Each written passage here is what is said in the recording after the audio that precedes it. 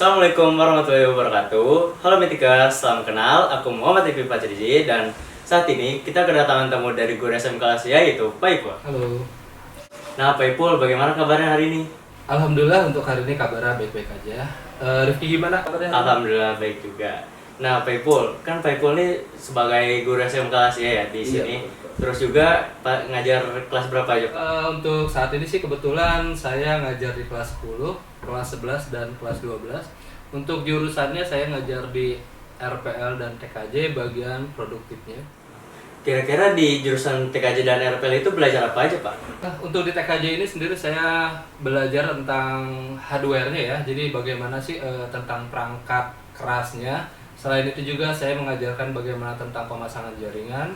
Kalau untuk di RPL sendiri yaitu saya biasa mengajar di bagian pemrograman mengenai pemrograman web dan web bergerak. Berarti membuat jaringan dan membuat web juga ya? Betul-betul.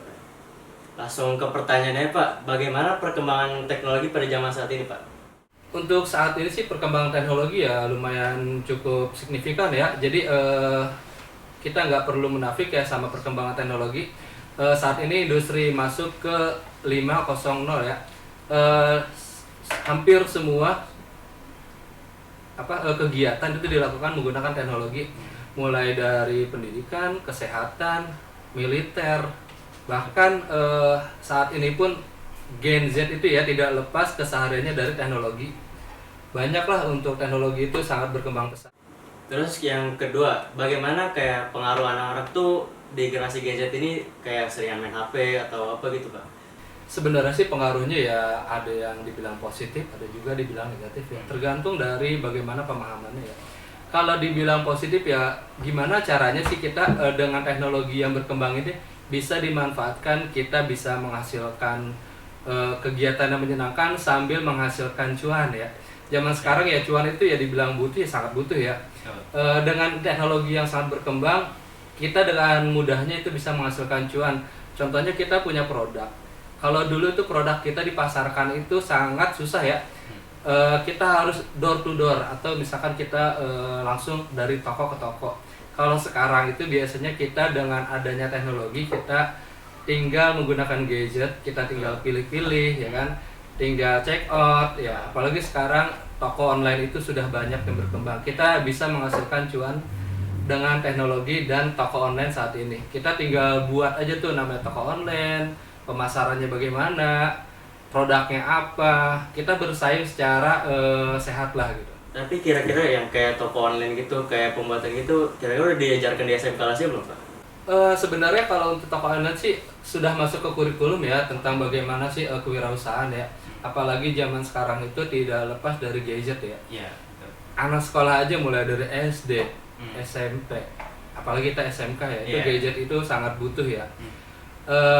Dengan adanya gadget itu kita diajarkan bagaimana sih kita membuat toko online ya kan, memasarkannya, kita komersialnya bagaimana sih harganya itu bisa bersaing mulai dari tingkat SD, SMP, SMK itu dengan harga segitu kita bisa menghasilkan laba yang cukup besar. Jadi nggak rugilah kalau kita belajar kewirausahaan secara digital dengan toko online. Dan pertanyaan terakhir Pak, kayak semisal kayak banyak anak-anak yang pengaruh teknologi tuh terlalu sering gitu Pak main HP-nya. Nah, cara bijaknya kita dalam menggunakan teknologi menurut Bapak itu gimana? Untuk bijaknya ya sebenarnya gini ya, kalau misalkan ketika kita butuh sesuatu di teknologi ya, kita coba dengan berbagi waktu ya. Ada kalanya kita menggunakan teknologi untuk kepentingan yang baik ya, ada kalanya juga kita menggunakan secara manual. Contohnya gini, ketika kita berbicara ya, nggak mungkin dong kita yang namanya face to face itu menggunakan namanya handphone. Kita asik main handphone, sedangkan kita sedang lagi ngobrol kan. Nah itu kesana seperti apa kan?